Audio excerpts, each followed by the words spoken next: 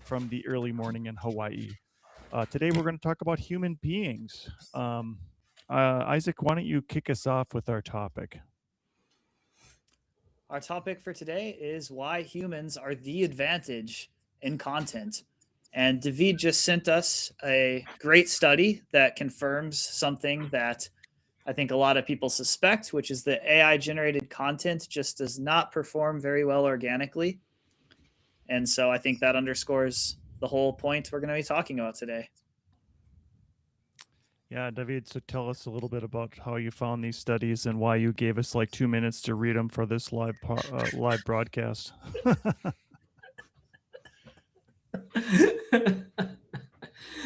Because to prove our concept, we are humans, and sometimes humans forget about sending stuff ahead of time. Yeah. Versus an agent that, if I would have used an agent, it would have sent you earlier. But the beauty is that when we humans create unique situations, right? And because we create unique situations, chances are that we create unique content versus just content for the sake of content, right? Yeah, great point. Isaac, in our green room, you had some great points about how people that are only using AI are going to end up with a lot of duplicate content. Can you explain that a little deeper? Yeah, well, imagine if even just 10 or 20% of your competitors are creating articles or creating content, scripts, images, what have you, by putting in kind of basic prompts about that subject matter. Your content is going to end up being similar to hundreds of other articles, scripts, images, what have you, because everyone is putting in relatively similar prompts. And so I think your options are either get extremely creative and hardworking with the prompts that you're putting in, or use that same effort to simply create something that's like organic and comes from your own knowledge and experience. And when you do that, you're going to stand out way more than if you're just asking ChatGPT to create the same articles that a bunch of your competitors are asking for. Yeah, and I would go one step further on that. I would say that you could end up creating articles on your own site that are duplicated. And I've had that experience over the last couple of years of just creating content where I find out they have already written that article, and it's a little bit different, but really it's the same. And what you end up from an SEO standpoint is cannibalization, and you end up with you competing against yourself. So maybe just Isaac, expand a little bit on why having all the same content is not that great, but worse if everybody else is doing the same content. Well, first of all, Google directly punishes you for having duplicate content because they're looking for, you know, the experience and the expertise and something that's original. Even if they didn't have that mechanism, though, how do you expect to have your article show up rather than the 20 other articles that are exactly the same? Like, it just becomes a roll of the dice at that point, even if someone is searching for that exact kind of content. So, I think originality just gives you it puts you into a more unique field where if you're creating something that's truly unique to your own product and your own offering, then the people who are looking for it, your target audience, are going to be able to find it a lot easier. David, one of the things I think I saw in one of the articles you sent over is just how poorly performing AI content has been. Have you had a chance to see, besides just duplication, why some of that content doesn't perform well? Uh, I have not, to be honest. This is a topic that I'm starting to get interested on by simply by talking to Isaac and other conversations that we had. But I think the only thing that I can relate is personal experience, right? I mean, I like Star Wars because it was original when it came, right?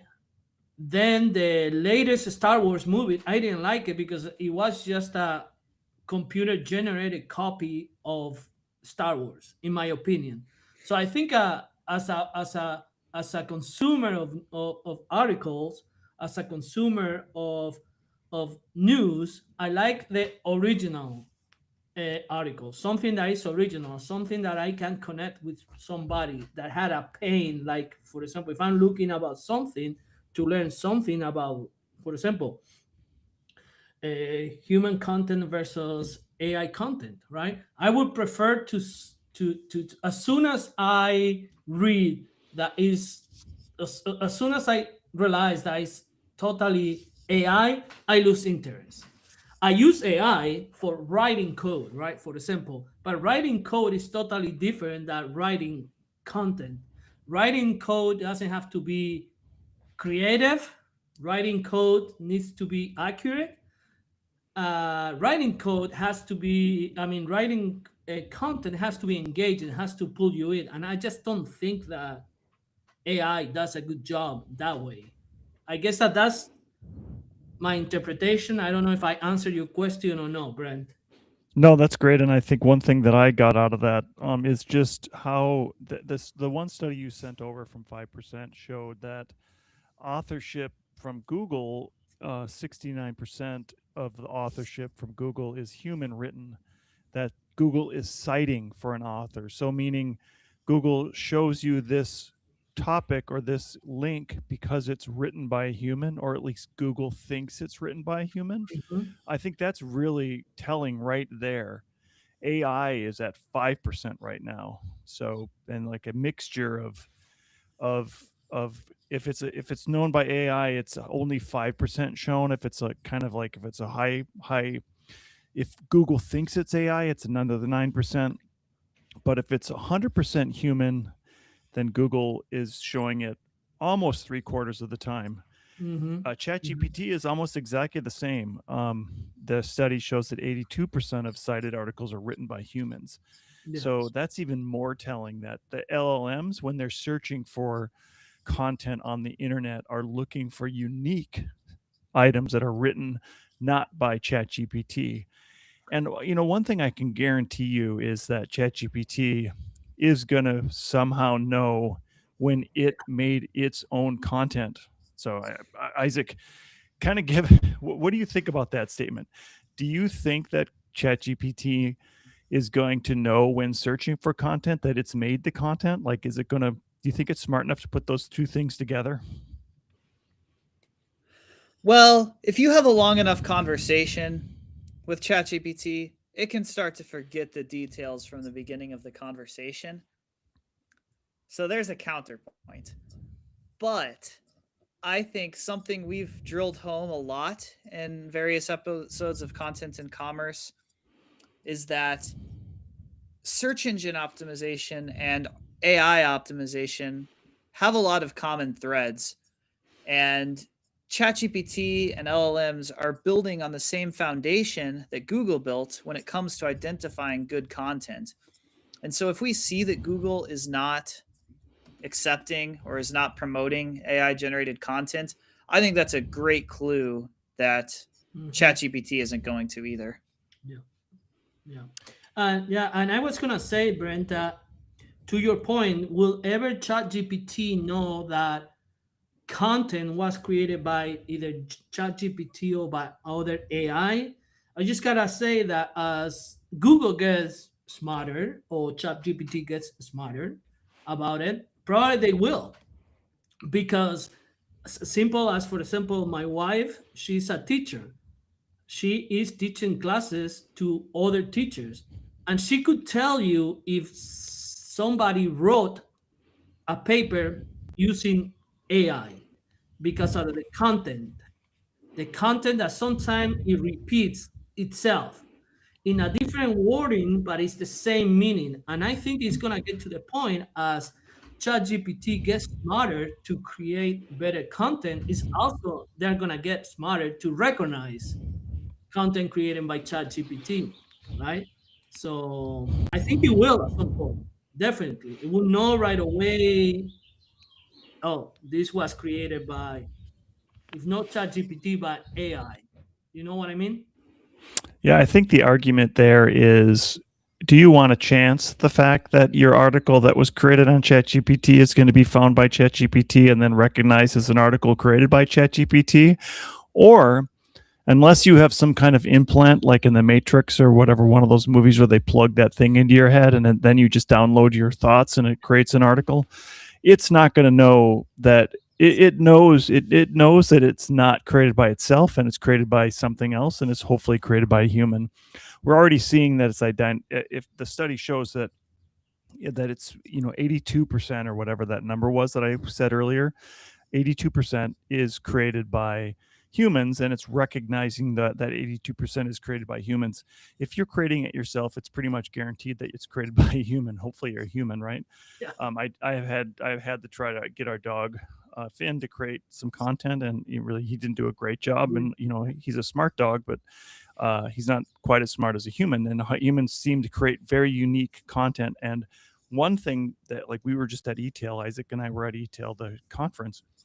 People recognize AI written content, just like David was saying, that teachers recognize when students are creating content that is being written by AI. Human beings are becoming better at recognizing when that content's getting created by an AI thing rather than by a human.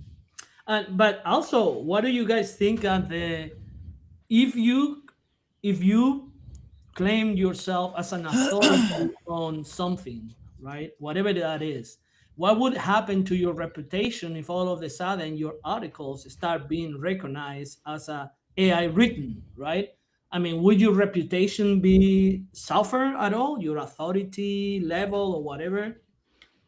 What would happen to that? What would be the consequence of your articles being flagged as AI, besides maybe not showing on the search? You know? Yeah, Isaac, that's a great question for Isaac. Yeah, I was going to chime in and say I think that's absolutely a major concern. And earlier we were talking about, will ChatGPT recognize that your articles are by ChatGPT? Well, for sure, humans can recognize it, and they're getting better and better. And as an editor, it's something that I feel like I developed an eye for relatively early, but now in 2026, I think just about everyone can recognize it. Yeah. There's a lot of tells, things as simple as the M dash, or things a little more complex, like just certain sentence structures or repetition patterns, like you mentioned, David. Yeah. Or even how well organized it is, you know? I mean, I don't think even our conversations right here, right? They are a little bit, we are humans, so they have something comes to your mind and then you just blurt it out, right? So, yeah, you have a script, but you sometimes that script gets put away because of the reaction or what, or the conversation, where probably AI just follow that script and you can tell, oh, this is the oh, I can see, I can recognize the structure of you know of an article that is AI generated, I guess. Yeah, and this isn't new. I think it doesn't necessarily have to be AI. It could just be automated, right? So automated marketing Hmm. has been a thing for a long time, and especially, like, I recognize on LinkedIn when I get a LinkedIn message, you can recognize it's created by an automation copy and paste or automation service that's sending you something, especially when you get like almost a book of information sent to you week after week on the exact same time, on the same day, week over week. And that in that, then there's no attempt to make any sort of personal introduction or personal ask about that other human being on the other end on LinkedIn. And then even today I called somebody out on something they sent on Saturday, and then they sent me another thing today that was just another long huge chunk of text. And I I said, hey, one thing you could probably do is tone down the amount of how fast your drip comes and what you're saying in that drip, right? Like, see, people are going to know, and people are turned off by that. And then he responded with a clearly ChatGPT written message that he had run through ChatGPT because it was all full of EM dashes, like Isaac said. And I would challenge anybody to say, how do you produce 4 EM dashes in a sentence that you're sending to somebody on LinkedIn? Like, why would you send a sentence with 4 EM dashes in it? Anyways, the whole point of that is, whether you're using automation or AI just makes automation on steroids. Whatever poor things your automation is doing, it's going to do it even worse on AI. And be careful on what you're doing, and always have to test and put humans in that loop part of it. Exactly. I would say use AI, right? I'm gonna say use the AI to maybe query your article about, hey, what is my main point, right? But still, it's just so boring when something is just AI written. It's just, especially if it's something that is supposed to be interesting, right? Yeah. All right. So you guys, we have we're already over time. Well, Let's just do some closing thoughts, and Isaac, I'm going to let you start because you always had a great, like, what's your takeaway or whatever. You said something at Etail to all of our recordings that we did, and I want you to ask David and I the final questions. Okay, David, any final words or hot takes? Not really. I wish I could tell that I did a lot of research and what I'm saying is based on actually facts. But it's not. It's just what I like to see and how I react to maybe something written solely in AI with absolutely no human character, right? So sorry, not really. I'm sorry, Isaac, you need to ask me the question. Okay, before I ask you, Brent, I'm going to give my cold take. Yeah, okay. Sorry. And my cold take is that people don't like AI slop. They're getting really sick of it. That's not a new or controversial opinion. That's becoming very widespread, I would say, which is why it's my cold take. But yeah, on that note, Brent, any final words or hot takes?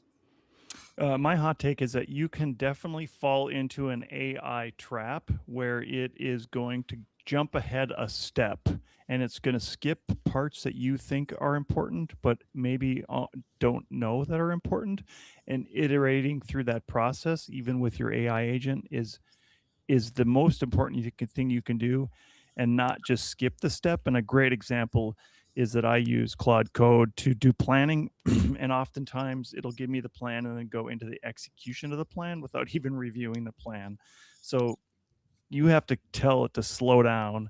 I use a lot of expletives, which doesn't help, but make sure that you are working with your AI the best way you can work with it. But keep in mind that you are the person that has all these great thoughts, not the AI. AI may be able to find some of those things within what you're thinking, but don't let it just run amok and do whatever it wants, because it will skip all the things you think it should, or it'll give you a plan without you reviewing. Yeah, great All right. advice. And that's it. All right, we are done. We have gone. That went really fast. Minutes. Holy cow. We've gone through 15 Already minutes 20 like minutes. it's been Thanks, 20 everyone. minutes.